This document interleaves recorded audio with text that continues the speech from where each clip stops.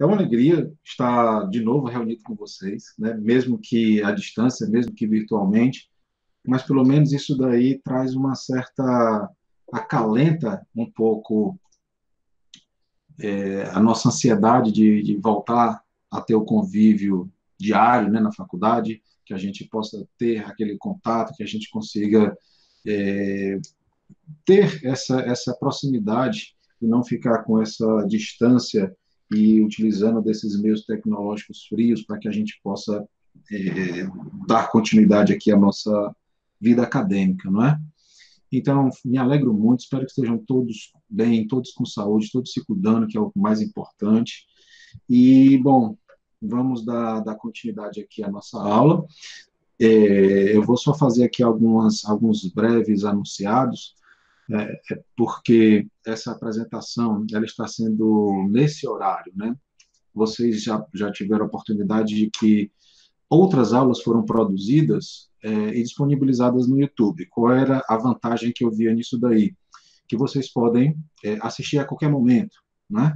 Então, não apenas nessa hora que a aula está marcada, mas sim é, no local e no horário que vocês acharem mais conveniente. No entanto, nós estamos recebendo a recomendação de marcar essas aulas sempre no horário da aula, o que, por sua vez, é interessante, né? Afinal de contas, nós tínhamos esse compromisso de nos encontrarmos às terças e quintas a partir das 17h20.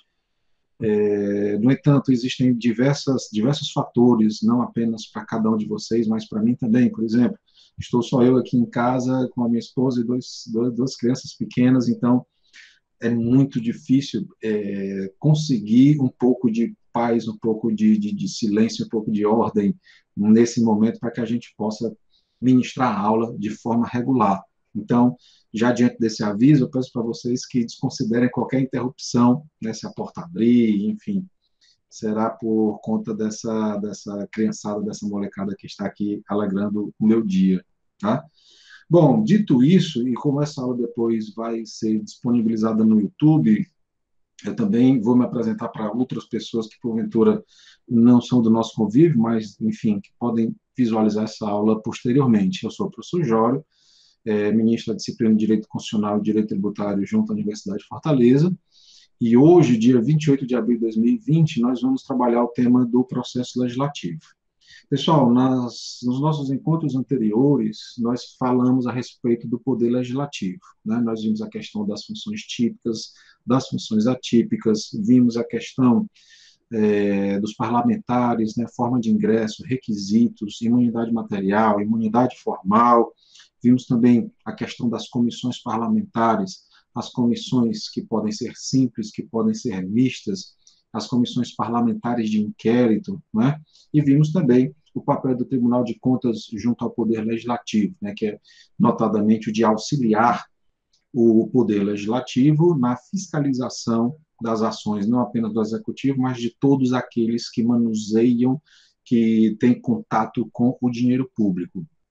E aí, dentro do nosso programa, nós vamos falar agora a respeito do processo legislativo, tá? É claro, não poderia deixar de fazer referência, né, à seleção aqui. E vamos lá. Pessoal, então, a respeito do processo legislativo. Bem, o que é, pessoal, o processo legislativo? O processo legislativo nada mais é do que uma série de procedimentos que cada casa legislativa adota para a produção das espécies normativas. Eu sei que o nosso curso ele é voltado mais para o nível nacional, ou seja, nós não vamos conhecer aqui o processo legislativo da Assembleia Legislativa do Estado do Ceará ou da Câmara Municipal aqui de Fortaleza. Então, a nossa exposição ela será mais voltada para o processo legislativo das espécies que estão contidas lá na Constituição Federal, notadamente junto ao artigo 59. Então, o processo legislativo ele é extremamente importante, porque é através do processo legislativo que nós vamos ter a feitura das espécies normativas, das emendas à Constituição, das leis complementares, das leis ordinárias, das medidas provisórias. Existem também as resoluções, decretos legislativos. Então, são São 7 espécies normativas que nós vamos ver lá no artigo 59 da Constituição e que elas irão compor o nosso ordenamento jurídico. Então, o processo legislativo é, portanto, um conjunto de normas que irão regulamentar como que as demais espécies normativas são elaboradas.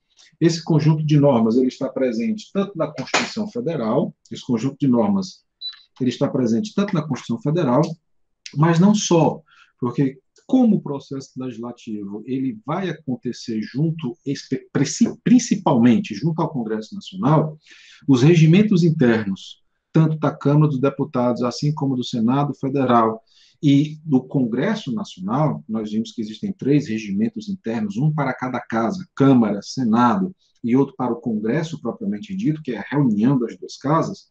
Então, esses regimentos, eles vão conter normas, eles vão conter dispositivos que irão disciplinar o funcionamento do processo legislativo das espécies contidas lá no artigo 59. Aí, por que que acontece isso daí? Por que que a Constituição ela não encerra todo o processo legislativo passo a passo? Porque não há necessidade. Né? Convenhamos que a Constituição, me permitam utilizar esse termo, é uma lei genérica. Então, ela não precisa trazer o passo a passo, ela não precisa trazer especificamente o que vai acontecer após cada etapa. Se nós, da maneira como já concebemos a nossa Constituição, temos uma Constituição formal, ou seja, uma Constituição volumosa, detalhista, imagine se ela fosse enumerar todos os meandros que podem ser disciplinados nos regimentos internos a respeito do processo legislativo. Então, a Constituição ela é a fonte primária para que a gente conheça o processo legislativo? Sem dúvida. No entanto, ela não é a única. Tá? Nós vamos ter também os regimentos internos. Então, com isso daí, a gente já trabalha um pouco do conceito aí de introdução, né, o próprio conceito de processo legislativo, e ainda nós vamos agora para esse duplo sentido do processo legislativo. Percebam o seguinte, as espécies normativas, elas são elaboradas pelos parlamentares, ou seja, aqueles que nós elegemos que irão, digamos assim, elaborar as principais normas que irão ter aplicabilidade em todo o território nacional e, para além disso, eles irão exercer a função fiscalizadora. Então, veja a importância que é escolher um bom parlamentar. Ele tanto vai legislar para regulamentar a sua vida, a vida da sua empresa, as relações entre as pessoas, assim como, da mesma forma, ele vai fiscalizar quem gasta o dinheiro público. Daí a importância, mais uma vez, de nós elegermos essas pessoas com bastante retidão. Então, olha só, por um lado, nós temos um aspecto social, daí falar do sentido político do processo legislativo, todo o andamento, toda a discussão, não queria repetir o termo discussão, mas, enfim, dentro de um processo legislativo, e um processo legislativo ele pode demorar bastante. O processo legislativo ele é para ser amadurecido, ele é para ser discutido com a sociedade, ele é para ser discutido com os setores que irão ter uma relação com o objeto daquela lei, e daí esse sentido político. E o que significa falar em sentido jurídico? Ora, eu sei que nós estamos na disciplina de Constitucional 3, nós estamos basicamente iniciando o nosso curso de Direito, mas eu acredito que todos vocês já têm uma excelente noção a respeito da hierarquia das normas. E falar em hierarquia das normas, a gente sempre fala lá daquela pirâmide normativa, né? Na qual a gente coloca aqui no ápice a Constituição e aqui embaixo as demais espécies normativas. Vou colocar aqui espécies normativas. Me perdoem a caligrafia, se na lousa já não é boa, imagina na tela de um computador. Então, essas espécies normativas, para que elas possam ter validade e para que elas possam ter aplicabilidade junto ao nosso ordenamento jurídico, elas precisam observar justamente o que a Constituição estabelece. Então, a conformidade dessas espécies normativas com o que diz a Constituição é o que nós iremos estudar, não agora, né, mas no futuro, é o que nós iremos estudar como o controle de constitucionalidade. Tá? Então, controle de constitucionalidade, ele tem tudo a ver com esse aspecto jurídico do processo legislativo, constitucionalidade. Porque uma espécie normativa só pode estar presente em nosso ordenamento jurídico se ela for constitucional, se ela estiver em consonância com os dispositivos da Constituição. Então, daí a importância de nós estudarmos o direito constitucional, porque vocês, futuros operadores do direito, futuros juízes, futuros advogados, futuros promotores, futuros atores da política nacional, né? Ou seja, vocês poderão atuar tanto no aspecto jurídico assim como no aspecto jurídico. Uma das primeiras coisas que vocês irão analisar, eu não tenho a menor dúvida disso daí, é se aquela espécie normativa que está sendo discutida, que vocês estão se debruçando, que vocês estão conhecendo, ela encontra guarida na Constituição. Ou seja, se ela está amparada pelo texto constitucional, se ela foi elaborada seguindo o rito da Constituição. Porque se ela não foi, aí, meus caros, minhas caras, será muito fácil para você argumentar e para você, digamos assim, sair vencedor numa determinada demanda. Porque você irá arguir justamente isso, a inconstitucionalidade daquela espécie normativa. E essa inconstitucionalidade, ela inclusive pode se dar por duas maneiras. A primeira delas é no que tange ao processo legislativo, ou seja, será que aquela lei, será que aquela emenda à Constituição, será que aquela medida provisória, será que aquele decreto legislativo, será que aquela lei delegada, ela seguiu o rito que a Constituição e os regimentos internos preconizam? Se não seguiu, aí o que vai acontecer? Você pode bater justamente nesse aspecto formal, na formalidade, no processo legislativo que não foi fielmente observado quando da feitura daquela norma.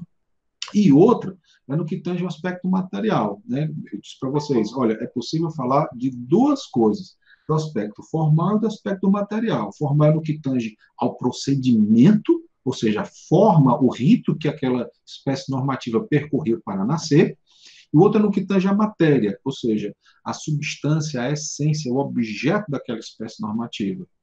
Por exemplo, imagine que foi aprovada um projeto de lei que permite a aplicação da pena de morte para os casos de abandono da disciplina de Direito Constitucional 2. Seria razoável, né? Cá para nós, brincadeira. Mas vejam, um projeto de lei que é aprovado trazendo pena de morte fora daquele caso previsto na Constituição, lá no artigo 5º, qual é esse caso previsto na Constituição? Que a pena de morte somente existirá quando o Brasil estiver em guerra declarada.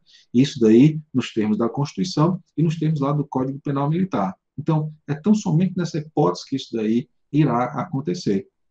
Então, por mais que essa suposta lei que nós acabamos de inventar, ela tenha seguido todas as suas etapas em conformidade com o que a Constituição estabelece, ou seja, o formalismo dela estava ok, o procedimento, o rito, as etapas que ela percorreu estavam todas ok, no entanto, a essência, a substância, a matéria dela não poderia ser objeto de aprovação. Tá?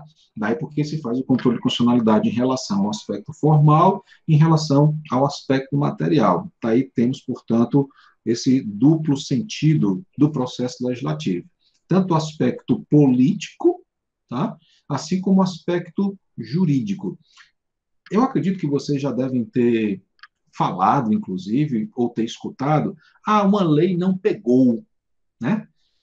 O que significa dizer, o que nós estamos querendo dizer que uma lei não pegou? Que ela pode ter atravessado todo o rito legislativo, todos os procedimentos de maneira legal, no entanto, esse sentido político dela não encontrou guarida na população. Ou seja, a população, por mais que não esteja combatendo juridicamente aquela lei, a população simplesmente despreza aquela lei. E é interessante que, muitas vezes, quando a própria população despreza, o Estado também não vai perseguir, nem vai punir aquelas pessoas que descumprem a lei. Né? Existem vários exemplos aí na história, como até bem pouco tempo atrás existia no direito penal o crime de bigamia, né? O crime de vadiagem. Então, a gente praticamente não viu nenhuma pessoa sendo perseguida por eventualmente ter cometido qualquer desses crimes que eu acabei de mencionar para vocês, que já não existem mais. Então, isso é um perfeito exemplo de que uma lei não pegou. Ela existia, formalmente ela estava perfeita, mas no aspecto político não havia nenhuma aplicabilidade, tá? Pessoal, se quiserem perguntar, perguntem, me interrompam, não tem problema algum, tá? Então, eu vou seguir aqui, caso não haja qualquer interrupção, provocação por parte de vocês, tá? Sintam-se absolutamente à vontade. Bom, e depois nós temos aqui que o processo legislativo, ele faz parte justamente desse núcleo central do regime constitucional. Por que isso? Porque o processo legislativo, ele participa de uma das coisas mais importantes de um Estado, que é justamente a construção do direito. Eu não sei se vocês recordam, mas nas nossas primeiras aulas sobre federalismo, nas quais, em uma delas, eu tracei uma distinção entre o município de Fortaleza e o município português, para justamente dizer o porquê dos nossos municípios, os municípios brasileiros, fazerem parte do Pacto Federativo. E uma das justificativas foi justamente quando eu falei para vocês, olha, uma coisa fantástica que acontece na República Federativa do Brasil, é que o município faz parte da federação. O lugar dele está lá dentro da Constituição. O município, ele tem competências constitucionais. Então, quando a gente fala em competências constitucionais atribuídas a um determinado ente, no caso, Estado, município, União, esse ente ele tem uma oportunidade fantástica de construir o direito. E o que significa construir o direito e o que significa regulamentar um direito? São duas etapas diferentes. Primeiro, eu crio um direito e vou colocá-lo nesse patamar, nesse degrau, e, uma vez existente esse direito, eu vou poder regulamentá-lo. Ou seja, eu posso expedir um decreto, eu posso expedir uma instrução normativa, que, vejam, está em um grau de inferioridade, porque ele tão somente regulamenta o que já existe. E essa era justamente a explicação que nós demos à época para dizer dessa diferença do município brasileiro para o município português. O município brasileiro, ele cria as leis, assim como os estados, assim como a União. Lá em Portugal, o município cria leis, ele inova o direito? Não. Ele regulamenta uma lei que já existe, que não foi elaborada por ele, mas, fazendo aqui uma analogia bastante grosseira, uma lei que foi elaborada pelo Congresso Nacional lá deles, tá? E eles pegam essa lei e eles expedem regulamentos. Então, eles têm uma lei que essa lei eles vão, digamos assim, elaborar um regulamento para aplicá-la à sua realidade local. No nosso caso, não. Cada município elabora a sua lei, cada município constrói o seu direito, claro, dentro dos permissivos dados pela Constituição e não por uma outra lei. Tá? Daí a importância dessa construção do direito no processo legislativo. E esse duplo sentido que nós vimos, notadamente aqui no sentido político, acontece justamente essa interação com a sociedade ou entre a sociedade, né, através de um verdadeiro fluxo comunicativo. Eu não sei se vocês já tiveram a curiosidade, a oportunidade, mas vira e mexe, tanto na Câmara assim como no Senado Federal, são feitas pesquisas públicas. Então, você entra no site da Câmara, entra no site do Senado, está aberto lá uma sondagem a respeito de um determinado assunto, a respeito de uma determinada matéria. Então, para isso, não apenas lá no Congresso Nacional, mas a Assembleia Legislativa do Estado de Ceará, a Câmara Municipal, recebem todas essas pessoas, todos esses cidadãos, para ouvir dessas pessoas o que eles acham a respeito de uma determinada proposição legislativa, ou até mesmo para receber da população propostas legislativas. Então, há essa interação, ou pelo menos deve haver essa interação, deve haver um fluxo comunicativo, porque a partir do momento em que nós participamos do processo legislativo, nós fortalecemos a democracia. Por que isso daí? Porque nem sempre, afinal de contas, nós temos uma democracia representativa, nem sempre aquele que nos representa, ele consegue expressar com fidelidade o nosso sentimento em relação a determinado objeto, em relação a determinado assunto. Daí porque muitas vezes são criadas associações, são criados sindicatos, são criadas agremiações de pessoas que têm um objetivo comum, um assunto específico para ser resolvido, e se dirigem, por exemplo, à Comissão de Direitos Humanos da Câmara Municipal, ou então à Comissão de Direitos Humanos na Assembleia Legislativa, ou entram em contato com a Câmara dos Deputados ou com o Senado Federal através de qualquer uma das suas comissões. Então, isso daí é justamente essa interação do processo legislativo com a sociedade. Tudo bem? Vamos lá. Se porventura eu não me fiz claro, pessoal, me interrompam, tá?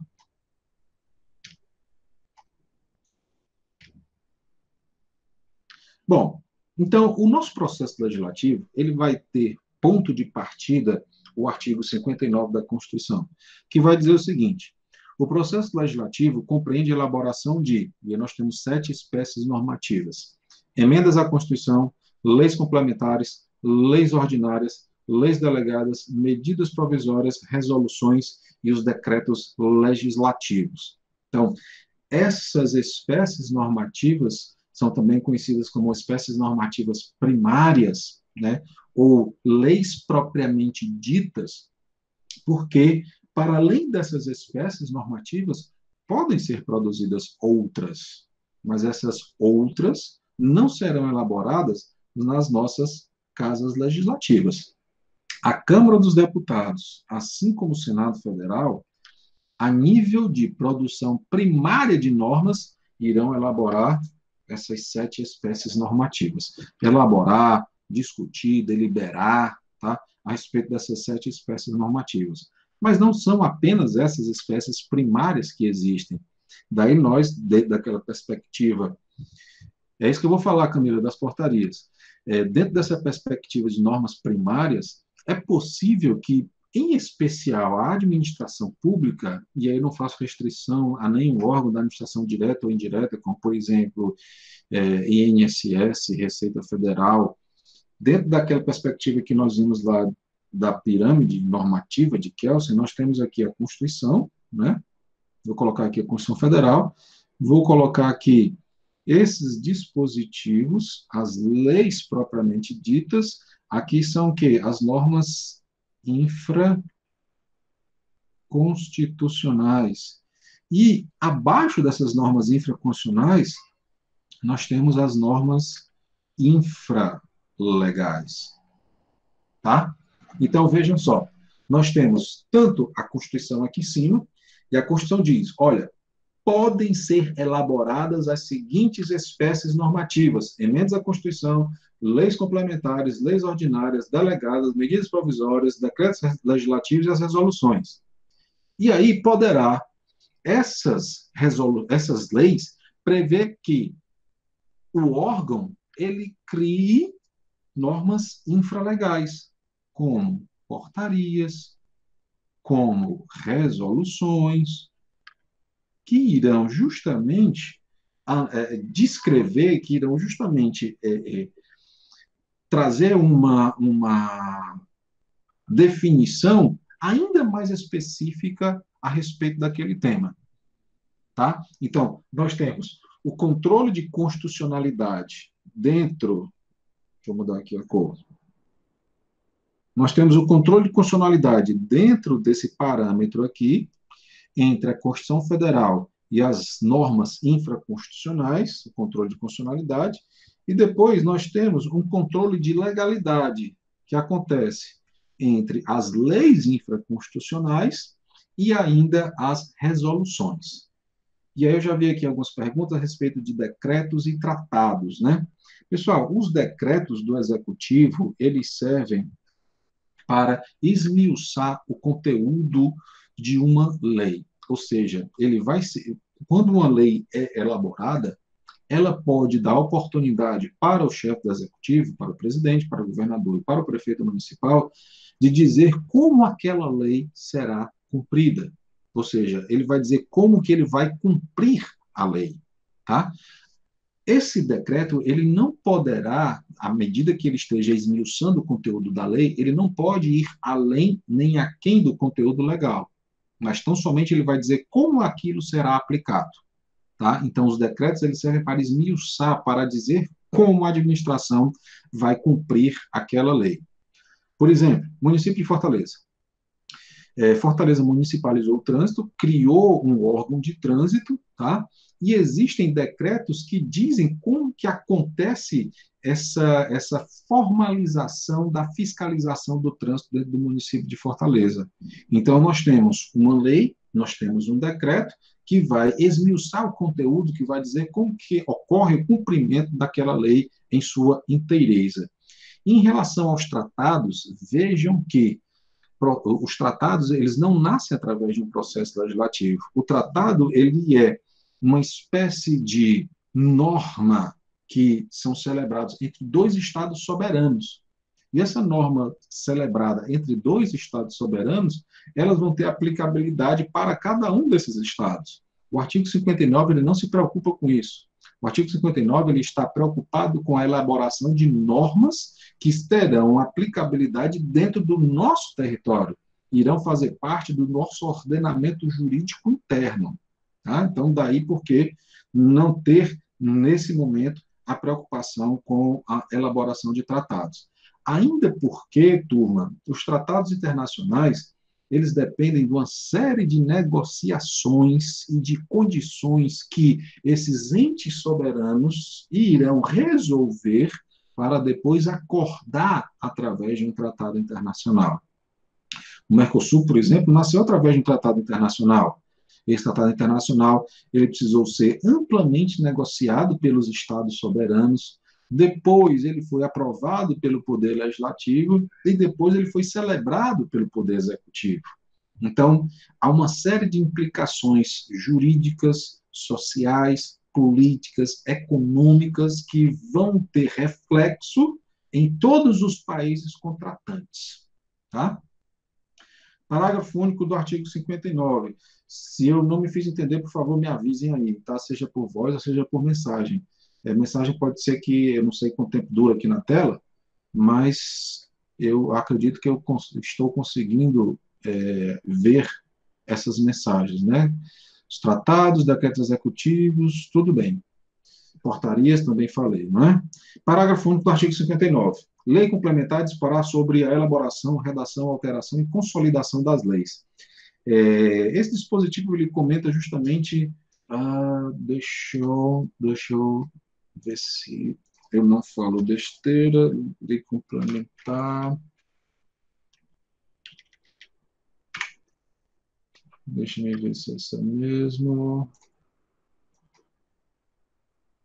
Não, não é? Peraí que eu digo já para vocês de qual espécie normativa. Não estou encontrando agora, não. Eu vou ficar devendo isso para vocês para não tomar muito tempo da nossa aula. Existe uma lei complementar, e essa lei complementar, acho que encontrei? Encontrei, pronto. É a Lei Complementar número 95, de 1998. Essa lei complementar, turma, ela é muito interessante, ela casa com aquilo que eu havia comentado anteriormente, não é apenas a Constituição a fonte do processo legislativo. Mas essa lei complementar 95 e 98, ela vai dizer o que é um código, o que é uma linha, o que é um artigo, parágrafo, inciso, epígrafe. Então, ela é muito interessante porque ela vai mostrar para a gente como é a estrutura de uma lei. Tá? Então, ela diz o que é um artigo, o que deve conter no artigo, como o artigo ele é subdividido, ela vai dizer que ele pode ser subdividido em parágrafos, pode ser subdividido em incisos, esses incisos e parágrafos poderão ser subdivididos em alíneas, em itens, e por aí vai. Então, ela diz o que contém em cada um, ela diz o que é um código, como pode ser elaborado um código, os requisitos para tudo isso. É ela, por exemplo, que vai dizer como que se dá a leitura dos dispositivos, que é no sentido ordinal, do artigo 1º ao 9º, e depois cardinal, artigo 10. E da mesma forma, em relação aos parágrafos, né? Ela vai dizer que as alíneas elas deverão ser grafadas pelo alfabeto, em minúsculas. Tá? Então, há uma série de coisas aí que essa lei complementar estabelece. Aí a Sandra está perguntando, professor, o regulamento autorizado complementa as leis? Então, qual a finalidade das leis complementares? Olha só, regulamento, eu não sei em qual sentido, Sandra, você está trazendo aqui a discussão. Mas, por exemplo, se a gente pegar regulamento do ICMS, tem um decreto que regulamenta o ICMS. E aí, sendo um decreto, portanto, um decreto ele não entra aqui no artigo 59, porque aqui cabe uma ressalva que eu não fiz e agora farei, que é em relação a decretos legislativos. Eu acredito que quem me perguntou a respeito de decretos deve ter mencionado, pensando no decreto do Executivo, né? Então, o decreto do Executivo é diferente desse inciso 6, decretos legislativos, porque esses decretos legislativos eles vão estar bastante vinculados aqui às medidas provisórias. E como o próprio nome já está dizendo, é um decreto produzido pelo Poder Legislativo e não pelo Executivo. Nós vamos falar de cada uma dessas espécies normativas e aí nós vamos compreender no tempo adequado de que o decreto legislativo ele tem um propósito específico. Tá? E esse propósito específico vai variar se, por exemplo, for uma medida provisória. O decreto legislativo ele pode regulamentar os efeitos de uma medida provisória. Tá? Então, quando a gente for tratar o tema da medida provisória, falaremos também aí do decreto legislativo. Bom, então, dito isso, a gente consegue identificar alguns princípios do processo legislativo. Obviamente, o princípio democrático, né? O que seria esse princípio democrático? É de dar oportunidade da população conhecer, discutir, participar do processo legislativo, mesmo porque existe uma espécie normativa que ela se dá por iniciativa popular. Isso significa dizer o quê? Que a própria população ela pode dar início à feitura de uma espécie normativa. A lei dos crimes hediondos, por exemplo, tá? A lei do ficha limpa, são dois exemplos para que vocês percebam que a população, muitas vezes a gente se engana, vou dar início com isso daqui, mas não vai dar em nada. Pode dar, né? Pode dar sim. Então, a lei dos crimes hediondos, a lei do ficha limpa, todas elas nasceram através da iniciativa popular, o que consagra aí esse princípio democrático. Agora, é claro, nós vamos ver mais adiante que um projeto de lei por iniciativa popular ele precisa preencher alguns requisitos. Né? O Brasil ele permite a participação popular para a iniciativa de projetos de lei, mas infelizmente não permite a participação popular para a propositura de emendas à Constituição. Se você pegar, por exemplo, a Suíça ela permite a propositura de emendas à Constituição pela população. Tá? Então, a meu ver, quanto mais democrático, quanto mais participação a sociedade ela venha a ter junto aos poderes instituídos, eu acredito que mais nós poderemos amadurecer e mais nós poderemos nos esclarecer em relação não apenas ao processo legislativo, mas aquilo que pode ser legislado nesses termos. Bom, aí nós temos também o princípio da separação dos poderes, porque dentro do processo legislativo há uma verdadeira interação entre o poder legislativo e o poder executivo, podendo haver também em relação ao poder judiciário. Vamos lá. Quando é apresentado um projeto de lei, pessoal, que tanto pode ser na Câmara, assim como no Senado Federal, esse projeto de lei ele vai passar por uma comissão, tá? Uma comissão permanente, que eu dei o exemplo para vocês, a Comissão de Constituição e Justiça. Ela é uma comissão que vai iniciar primariamente a propositura dos projetos de lei. Ela quem vai dar, por exemplo, o primeiro parecer a respeito da constitucionalidade. Esse projeto de lei, ele contém a quantidade de assinaturas necessárias. Esse projeto de lei, ele ofende algum texto da Constituição? Então, digamos assim, o primeiro filtro constitucional, né, um controle político de constitucionalidade, um controle preventivo de constitucionalidade, e que depois ele vai passar por uma casa legislativa, depois vai passar por outra casa legislativa. Ao final desse processo legislativo do Congresso Nacional, ele vai para o presidente da República, ou seja, saiu do legislativo, foi para o executivo. E lá no executivo, nós temos aí, mais uma vez, a consagração da separação dos poderes, porque o executivo ele poderá discordar daquele projeto de lei que foi aprovado na Câmara e no Senado Federal. É a figura do veto que nós ainda iremos estudar com um pouco mais de detalhes. O presidente pode vetar um projeto de lei por dois motivos. Primeiro deles, inconstitucionalidade, ou seja, quando ele vislumbrou ali que aquele projeto de lei ele é no todo ou em parte inconstitucional, ou contrário ao interesse público. Quando o presidente diz, olha, por mais que vocês sejam representantes populares, por mais que vocês tenham aprovado esse projeto de lei, eu, presidente da República, eu, chefe do Executivo, eu tenho a prerrogativa de vetar, de rejeitar esse projeto de lei por entender que ele é contrário ao interesse público. Então, nós temos aí essa consagração da separação dos poderes. Só para completar um pouquinho a questão do veto. Por mais que o presidente vete, por mais que ele rejeite um projeto de lei, esse veto, ele pode não, ele será submetido ao crivo do Poder Legislativo. Tá? Então, a última palavra é do Congresso Nacional, por mais que o presidente da República rejeite um projeto de lei. Lembrando o seguinte, lembrando não, dizendo o seguinte, não há veto para propostas de emenda à Constituição. Ou seja, quando o Congresso Nacional aprova em todas as etapas uma proposta de emenda à Constituição, ela vai direto para ser publicada e assim passa a ser, portanto, Constituição. Então, eu falei para vocês do Executivo, falei do Legislativo e pode acontecer também o Judiciário, tá? Pode acontecer o Judiciário como? O próprio Judiciário, ele pode enviar uma mensagem para o Congresso Nacional para a propositura de uma lei, mas aí essa lei ela precisa estar vinculada ao próprio propósito do Judiciário, como, por exemplo, modificar ou aumentar o número de serventias judiciárias, ou seja, algo que esteja vinculado à atividade do Poder Judiciário. Camila, eu não entendi esse seu questionamento. O legislativo não se vincula. O que você quis dizer com isso? Se você quiser discorrer um pouco mais sobre isso, eu posso te auxiliar, tá? Então, fica aí a seu critério. E o princípio da simetria. Pessoal, eu falei para vocês que nós vamos nos ater mais ao processo legislativo do Congresso da União, né? Ou seja, Congresso Nacional, Executivo Nacional. No entanto, da forma como está colocado para o Congresso Nacional, as normas que ali estão dispostas aplicam-se, guardadas as devidas proporções, ou seja, simetricamente, nos estados e nos municípios.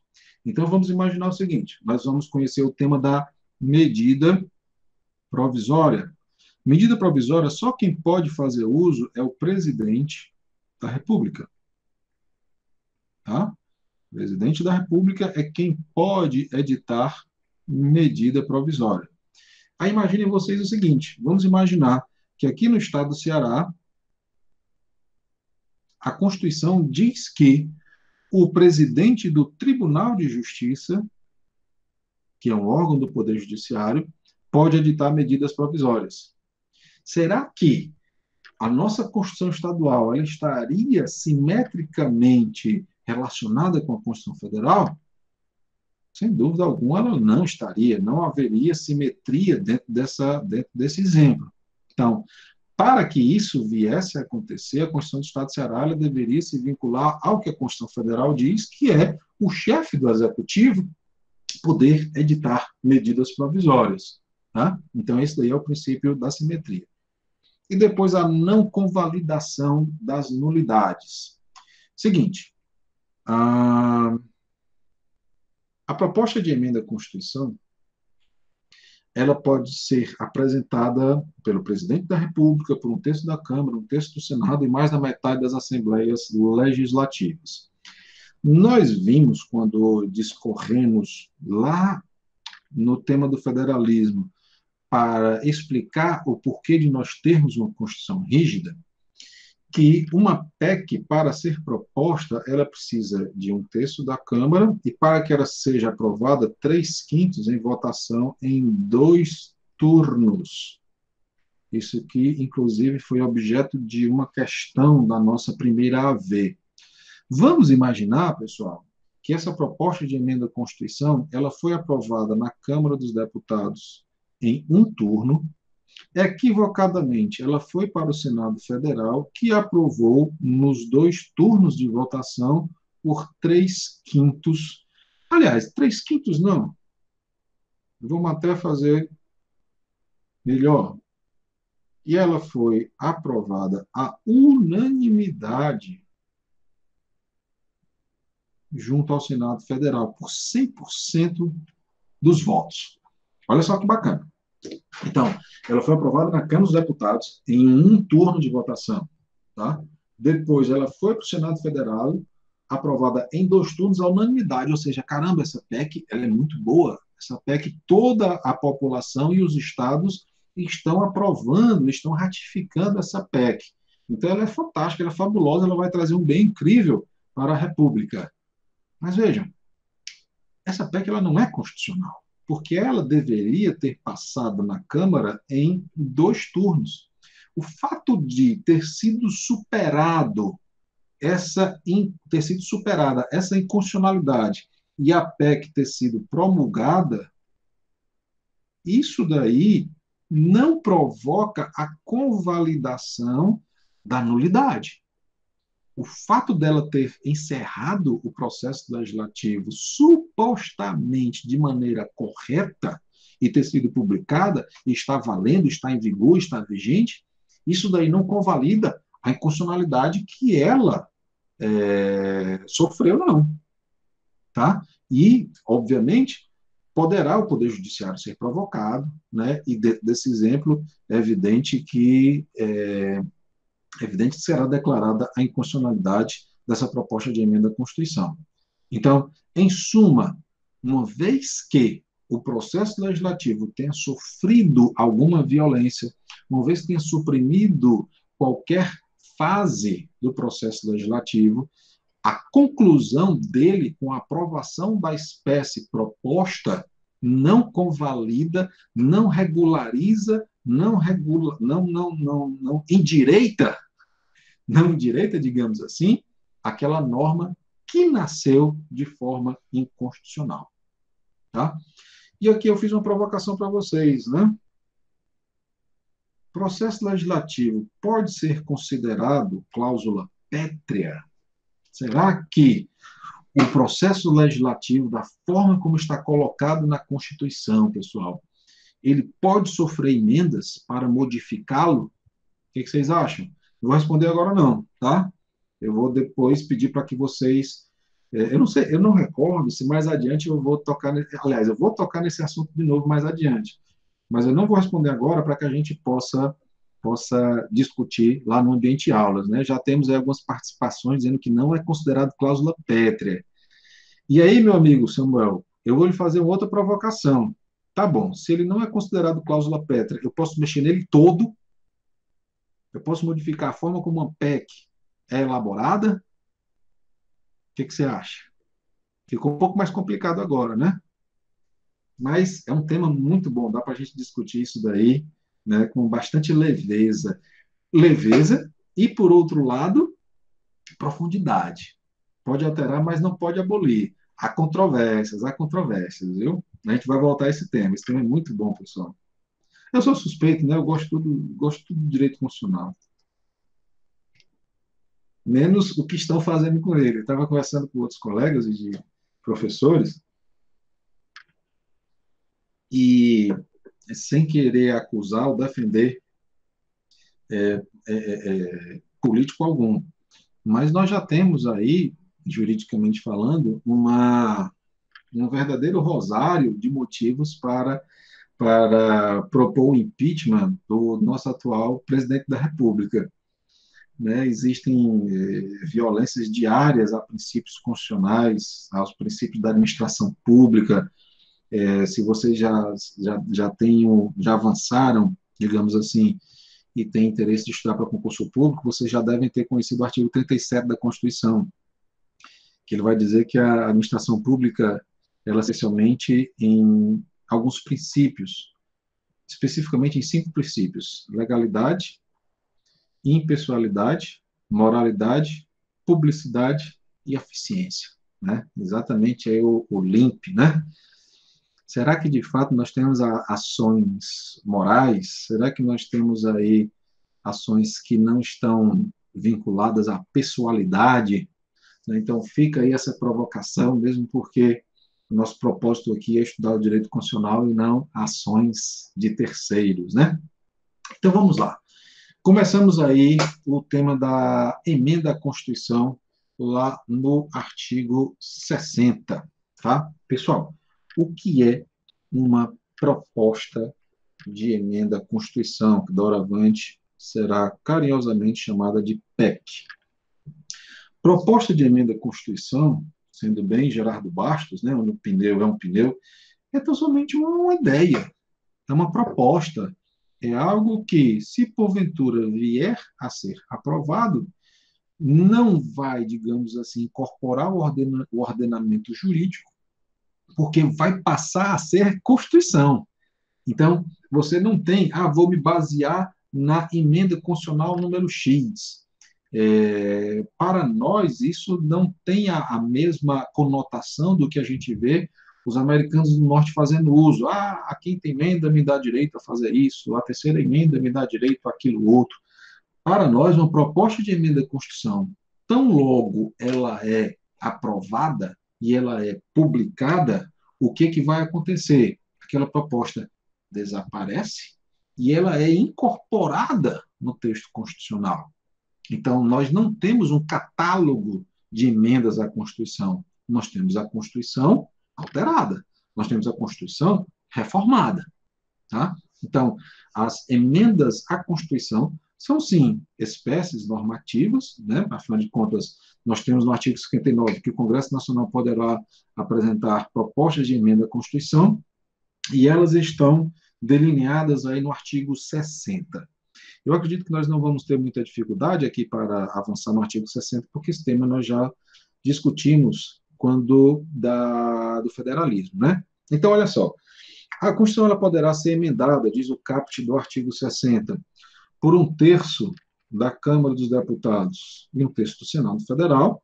Nós até brincamos em relação a esse número, não sei se vocês recordam, mas na Câmara dos Deputados vai dar 171 deputados federais, né? Aí eu gostaria que vocês posteriormente fizessem a pesquisa qual é, no Código Penal, o crime que está previsto lá no artigo 171. E no Senado Federal, salvo engano, 27 assinaturas dos senadores da República para a apresentação de uma proposta de emenda à Constituição. Tá? Depois nós vamos ter aí, que pode ser apresentada também pelo presidente da República, e nós vamos ter, dentro do nosso federalismo, ainda que imperfeito, a possibilidade que as assembleias legislativas, né, dos estados e do Distrito Federal, elas também possam apresentar propostas de emenda à Constituição. E por que eu falei para vocês do nosso federalismo ainda que imperfeito? Porque se o federalismo ele contempla a existência da União dos Estados e Distrito Federal mais os municípios, aqui nós não temos, né, a presença dos municípios enquanto atores de propostas de emenda à Constituição. E, da mesma forma como não temos a iniciativa de que surjam propostas de emenda à Constituição através de iniciativa popular. Tá? Então, esses são os indivíduos, são as pessoas, são quem tem a iniciativa, a competência para apresentar emendas à Constituição. E depois nós temos a fase da discussão, que diz justamente o seguinte, que a proposta será discutida e votada. Como vocês já podem entender, é isso mesmo, é o estelionato. O que é o estelionato, né, Sandra? Você tirar vantagem de uma pessoa induzindo ao erro, né? Então, olha só, a proposta ela será discutida e votada. Tá? Então, nós temos aqui duas ações e duas fases, a fase da discussão e a fase da votação. A fase da discussão é justamente aquele momento em que acontecem os debates parlamentares. Encerrados esses debates parlamentares, aí eles vão para a votação. E a votação, como o próprio texto constitucional estabelece, vai ser em cada casa do Congresso Nacional. Ou seja, será na Câmara dos Deputados e será junto ao Senado Federal. Uma casa será a iniciadora e a outra será a revisora. Aqui, como que eu vou saber qual casa é a iniciadora, qual casa é a revisora? Ora, a iniciadora é aquela casa onde nasceu a PEC. Se for uma PEC apresentada por um terço da Câmara dos Deputados, então ela vai ter início na Câmara dos Deputados. E a casa revisora será, portanto, o Senado Federal. Então, ambas as casas terão que discutir e votar. E votar como? Votar em 2 turnos. Tá? Então, isso significa dizer que a Câmara dos Deputados irá votar em primeiro turno, e para ser considerada aprovada aquela proposta, precisa de 3/5 dos parlamentares, e aqui eu faço uma ressalva, não é dos presentes, pessoal, é 3/5 dos 513, tá? 3/5 dos 513. Salvo engano, vai dar um número de 308 votos favoráveis para que uma PEC seja considerada aprovada. Isso em primeiro turno, se aprovada for, ela vai para o segundo turno de votação, que será também considerada aprovada se alcançar pelo menos essa quantidade de votos.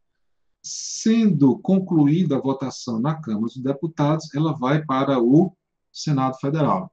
Da mesma forma, uma vez que ela deverá ser discutida e votada em cada casa, em 2 turnos, será discutida em primeiro e, se superado, em segundo turno de votação no Senado Federal, também por 3/5 dos votos dos respectivos membros. Bom, e aí o que nós temos depois? Que se essa proposta de emenda à Constituição ela foi rejeitada, ela não poderá ser objeto de nova proposta na mesma sessão legislativa. Então, nós vimos aquele período da sessão legislativa, né, o primeiro período da sessão legislativa, o segundo período da sessão legislativa.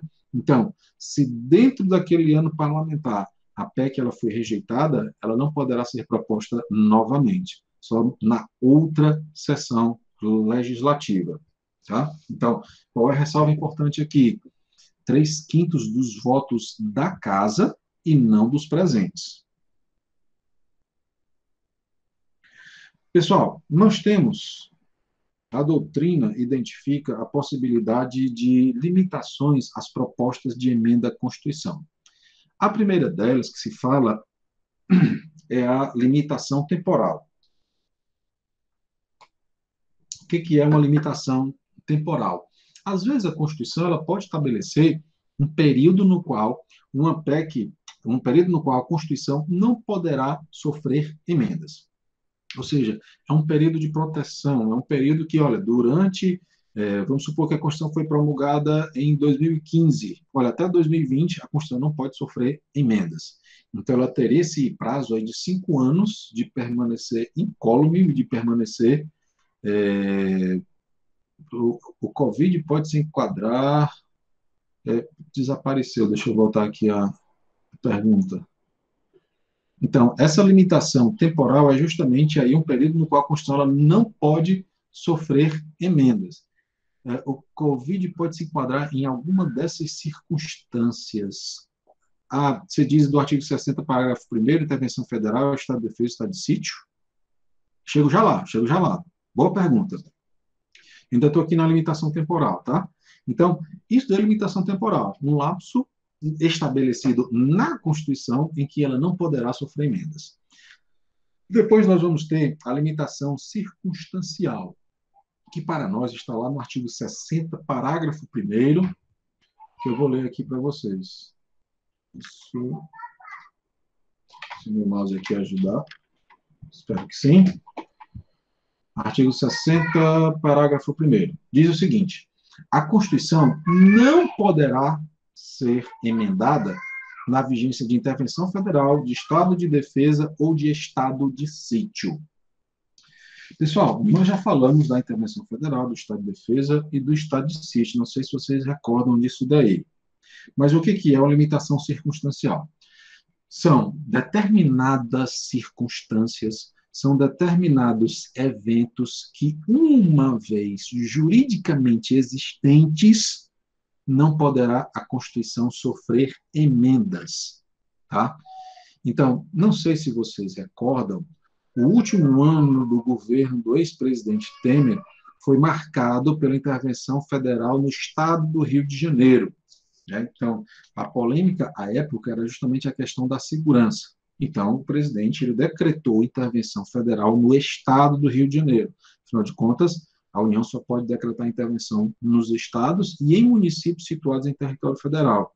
Daí porque não ser permitida a intervenção da União em municípios. Se fosse no município, deveria ser o Estado do Rio de Janeiro, no município do Rio de Janeiro. Então, a nossa Constituição, ela prevê essas três circunstâncias. A nossa Constituição, ela prevê essas três circunstâncias em que não pode a Constituição sofrer emendas. É possível, durante a vigência da intervenção federal, do Estado de Defesa, do Estado de Sítio, propor uma PEC. É possível votar uma PEC, é possível promulgar uma PEC. O que vocês acham? Será que tudo isso daqui é possível? Olha, se a gente sabe que ela não poderá sofrer emendas, eu posso até propor, eu posso até discutir, mas aquela PEC, se for deliberada, ela não poderá ser publicada. Afinal de contas, a Constituição ela se protege. É a Constituição dizendo assim, ó, é o seguinte, aconteceu qualquer desses casos aqui, intervenção federal, intervenção estadual, intervenção federal, Estado de Defesa, Estado de Sítio, eu não vou permitir que eu seja alterado. Então, ela se protege, ela se blinda, se afastem de mim, porque enquanto isso daqui perdurar, não poderá acontecer. Dito isso, Camila, veja só, você questionou se a Covid pode se enquadrar em alguma dessas circunstâncias. Intervenção federal, ela não poderá de forma alguma, porque, a meu ver, ela não se enquadra em nenhuma daquelas hipóteses lá do artigo 34.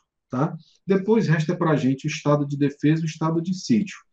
O estado de defesa, talvez, né, mas eu acredito que não venha a ser um motivo específico, um motivo determinante para que o presidente da República ele faça esse decreto. Porque, olha só, primeiro, o Congresso Nacional ele precisa aprovar esse decreto de estado de defesa, conforme lá no artigo 49, inciso 4 da Constituição.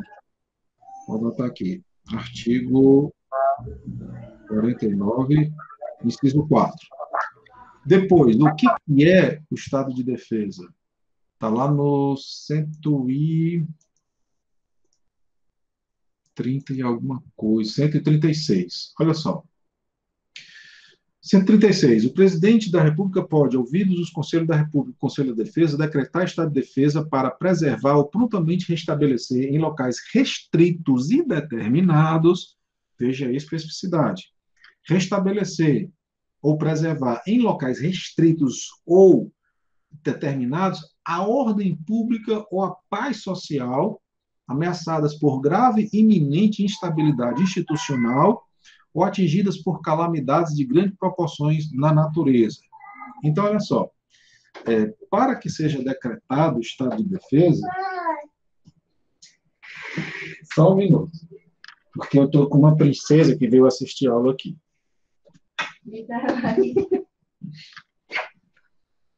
É, princesa. Pessoal, é o ao vivo, né? É o ao vivo. Então, vejam só, estávamos aqui no artigo 136. Então, nós temos aí locais restritos e determinados, né?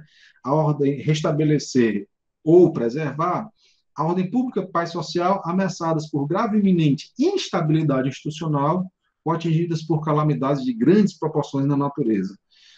A meu ver, seria necessário aí um grande esforço para fazer com que a Covid ela se enquadrasse aí no 136.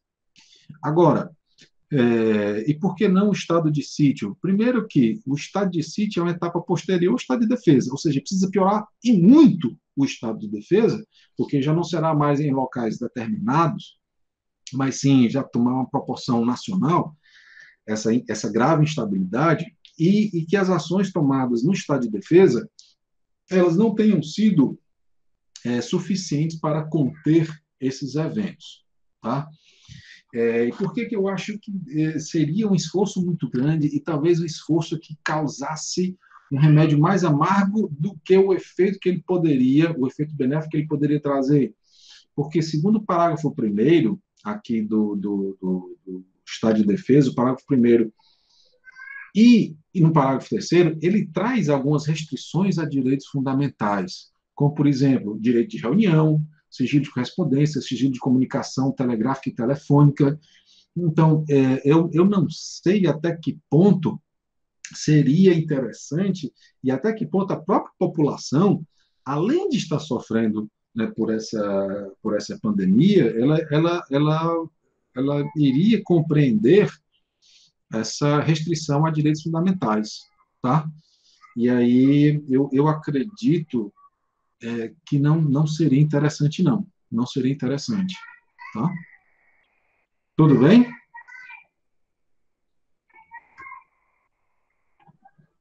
Vamos adiante, vamos adiante. Bom, e aqui nós temos, pessoal, a limitação formal, tá? O que é uma limitação formal, a limitação processual? A limitação formal, como eu falei para vocês, quando eu mencionei o tema que o Poder Judiciário ele pode também atravessar o processo legislativo, é porque essa limitação formal ela tem relação com o procedimento, com o passo a passo, com as etapas do processo legislativo. E aí a nossa Constituição ela estabelece, nesses dispositivos que eu fiz menção aqui no slide, né, quais são todas as etapas, de uma maneira muito simples, de uma maneira bastante simplificada, que uma proposta de emenda à Constituição ela precisa avançar. Então, ela tem essa iniciativa restrita, como nós vimos, presidente da República, um terço da Câmara, um terço do Senado e mais da metade das assembleias legislativas, né, que vai dar esse número aí, votação e discussão em 2 turnos em cada casa legislativa, aprovação por 3/5, promulgação pelas mesas da Câmara e do Senado, ou seja, o Congresso vai fazer isso, as 2 casas irão fazer isso, e irão fazer com respectivo número de ordem. O que é isso, respectivo número de ordem? Se nós pegarmos aqui, deixa eu pegar para vocês o site do Planalto.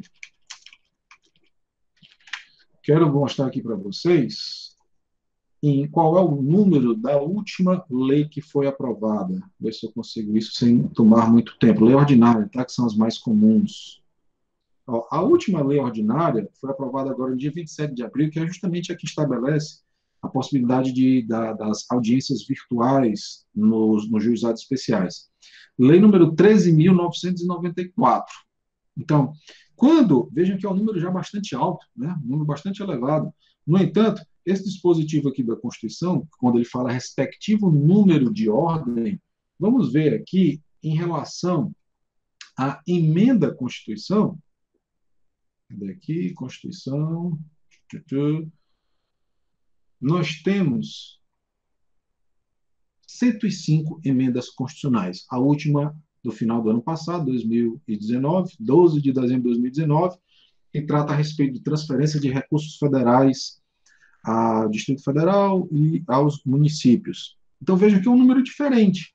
Por quê? Porque as propostas de emenda à Constituição, elas têm um número distinto, um número de ordem separado da legislação ordinária, né? E aí, ao falar ordinária, eu estou generalizando tanto lei ordinária quanto medida provisória. Tá? Então, temos aí esse detalhe em relação à proposta de emenda à Constituição. Vimos também a vedação, a representação na mesma sessão legislativa de proposta de emenda nela rejeitada ou tida por prejudicada. Então, esses daqui, todos esses itens aqui, são limitações. Limitações a quê? Ao próprio Congresso. Ao Congresso. Isso daqui não pode acontecer nada fora disso daqui. Por exemplo, iniciativa restrita. Presidente da República, um terço da Câmara e mais da Assembleia das Assembleias Legislativas. Isso significa dizer que ninguém, fora esses indivíduos aqui, pode apresentar emenda à Constituição. Se eu apresentar lá no Congresso, lá na Câmara dos Deputados uma proposta de emenda à Constituição, eu não tenho competência para isso. A Constituição não deu competência ao cidadão para que ele apresente uma PEC. Isso, portanto, significa dizer que é uma limitação, que é uma negação. Olha, não pode ser nada além daquilo que a Constituição estabelece. Certo? Então, daí a limitação formal, a limitação procedimental.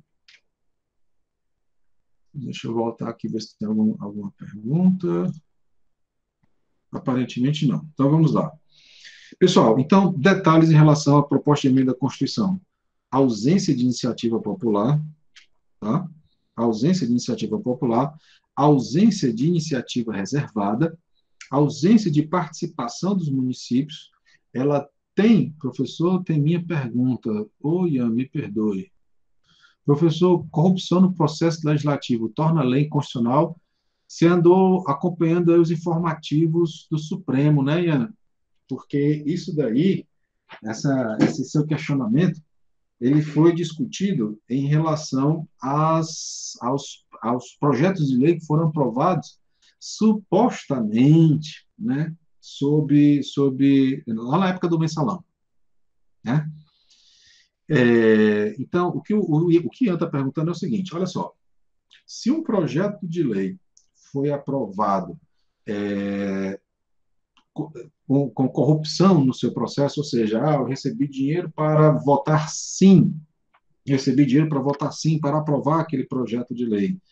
Olha, não há como efetivamente você dizer que no momento da votação aquilo ali de fato provocou alguma influência. Tá? Então, o Supremo Tribunal Federal ele vai se ater, ele vai se restringir ao aspecto formal e ao aspecto material. Tá? Esse daí é um tema que vocês imaginam o seguinte, vamos imaginar que conseguiu-se provar que cada parlamentar, ou pelo menos a maioria deles, a maioria suficiente para aprovar um projeto de lei ou aprovar uma PEC, de fato recebeu uma quantia, ou recebeu favores, recebeu benefícios, ele ou os que lhe são próximos e os que lhe são caros, para aprovar um projeto de lei ou uma proposta de emenda à Constituição. Isso daí, já imaginou a anulação de projetos de lei, de propostas de emenda à Constituição, poderia causar uma insegurança jurídica imensa. Mas, por outro lado, é também compreensível essa preocupação de que uma espécie normativa ela foi aprovada sob tal condição. Mas aí vem um outro questionamento. E se esse projeto de lei ele foi aprovado e não foi rejeitado, digamos assim, pelo presidente da República? Então, há uma série de contextuações sociológicas, contextualizações políticas, contextualizações econômicas, que poderão trazer para uma pergunta que aparentemente ela tem uma simplicidade, porque nós somos a vontade que dá é de responder assim, sim, compromete. Tá bom, e quais são os efeitos disso tudo? E mais, como é que eu consigo comprovar que efetivamente aquela pessoa, primeiro, recebeu, e segundo, que aquilo foi capaz de influenciar o seu voto? Né? Outra, está dentro das medidas que são adotadas para se vislumbrar a constitucionalidade ou inconstitucionalidade, eles podem até agora voltar um pouco no tempo e lembrar do que nós falamos a respeito dos princípios da administração pública, né? Legalidade, impessoalidade, moralidade, publicidade e eficiência. Então, Ian, espero ter conseguido responder o seu questionamento. Né? Tem decisões do Supremo Tribunal Federal em relação a isso, eu acredito que até mesmo foi por isso que você perguntou, e foi excelente essa sua pergunta, Ian, porque demonstra que você está indo muito além. Né? Isso é muito bom. Essa capacidade de nós nos indignarmos e de nós criticarmos, ela nos impulsiona e muito, pessoal, para a compreensão do direito constitucional. Ô, Ian, eu vou até te pedir uma gentileza, de que você procure essa jurisprudência, manda para mim para eu disponibilizar para o pessoal, tá bom? Lhe agradeço muito aí se você conseguir fazer isso daí, beleza? Bom, então ainda nas PECs, participação dos estados e do Distrito Federal, né, ante a ausência dos municípios, a ausência de previsão pela Constituição de casa iniciadora obrigatória. O que é isso daqui? A Constituição não diz por onde uma PEC deve começar. Então, tá bom, e como é que eu sei? Bom, quem é que está propondo? São os deputados que estão propondo. Então, se um deputado está propondo, né, ou um terço dos deputados está propondo, não faz o menor sentido um terço de assinaturas dos deputados federais propor uma emenda junto ao Senado Federal. Ele propõe na sua casa própria. Da mesma forma, em relação ao Senado Federal, da mesma forma que geralmente o presidente da República apresenta uma PEC junto à Câmara dos Deputados, né, porque nós vimos que é a Casa de Representantes do Povo, e o Senado Federal, a Casa de Representantes dos Estados. Né? Da mesma forma que não tem a previsão de uma casa iniciadora, também não, a Constituição não diz quem é a casa revisora. Ela vai dizer, olha, um inicia e o outro faz a revisão, mas ela não especifica quem é o primeiro, quem é o segundo.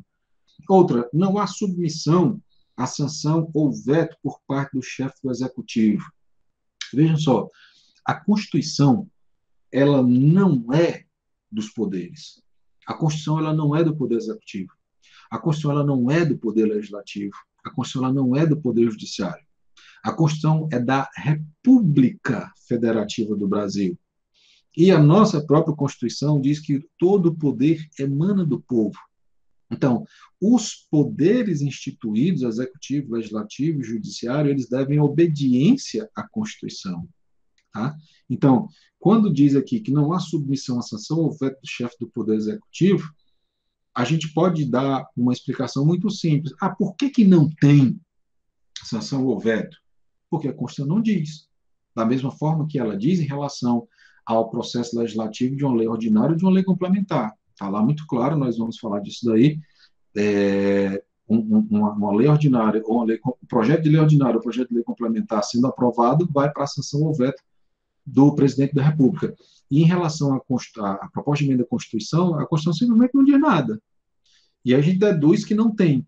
Mas essa dedução, ela tem razões políticas e tem razões jurídicas implícitas, que é justamente o fato de que o presidente, a ele é dada a atribuição de cumprir a Constituição e as leis.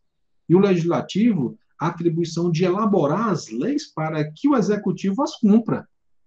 Então, o presidente ele pode até propor, como nós vimos aqui, ele tem a competência de ser um dos que dá início ao processo legislativo de uma proposta de emenda à Constituição. Então, ele pode sim propor uma mudança no texto constitucional, mas ele não pode controlar a mudança do texto constitucional, porque isso daí faz parte da função típica do Poder Legislativo. Então, elaborar a Constituição, modificar a Constituição, isso daí é função típica do Poder Legislativo através dos representantes eleitos. Então, o Executivo, cuja função típica é cumprir as leis, e obviamente a Constituição, ele não pode controlar a mudança, a modificação da Constituição. Ele pode propor, mas controlar através do veto, não. Certo? Daí porque o presidente não promulga e nem publica, e nós falamos que ela tem uma numeração própria. Turma, eu gostaria de sugerir de nós pararmos hoje por aqui, para que no próximo encontro nosso, na quinta-feira, a gente possa falar aí das demais partes das propostas de emenda à Constituição e avançar no processo legislativo. Então, na próxima aula, nós poderíamos falar aí das limitações materiais, as conhecidas, as chamadas cláusulas pétreas, tá? E aí eu abro mais uma vez o espaço aqui para que vocês participem, seja através do chat escrito, ou também através da participação oral, caso queiram se manifestar verbalmente, tá? De nada, Gisele, que eu agradeço a presença, tá? Camila, pode deixar, Camila, não vou esquecer, obrigado, tá? Samuel, valeu, tá joia. Valeu, Valéria também, Cida, Sandra, muito obrigado. Muito obrigado pela presença, pessoal, de todos vocês. Nós tivemos aqui uma média de 12, 13 inscritos, o que me deixa feliz. Temos aí um terço da turma participando. Eu sei que é muito difícil, né, da gente parar, vocês viram que é difícil para mim também parar para fazer tudo isso. Muitos estão em casa, estão cuidando de famílias, estão cuidando... Oi, minha princesa. Não, suba aqui. Ai. Eu sei que muitos estão cuidando da família, estão cuidando, né, dos seus afazeres e não tem muita liberdade de estar presente na aula nesse momento. Então, continue se cuidando. Continue cuidando dos que são caros. E nos encontramos na quinta-feira, tá? Pois é, Sandra, eu compreendo. É por isso que essas aulas ficarão disponíveis, né, no YouTube também. certo?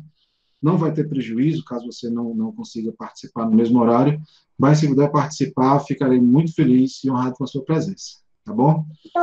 Turma, muito obrigado, boa noite a todos e nos encontramos na quinta-feira. Tchau, tchau.